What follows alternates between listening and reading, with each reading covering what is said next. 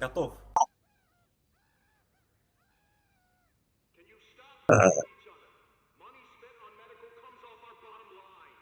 Что он в данный момент вас беспокоит? Ебаться хочу постоянно. Угу. Понял, так и запишем. Есть ли у вас на данный момент физические или эмоциональные боли? Есть. Есть. Как складываются ваши отношения с заключенными? Хуёво. Не дают? Не дают, да. Понял. Это очень плохо.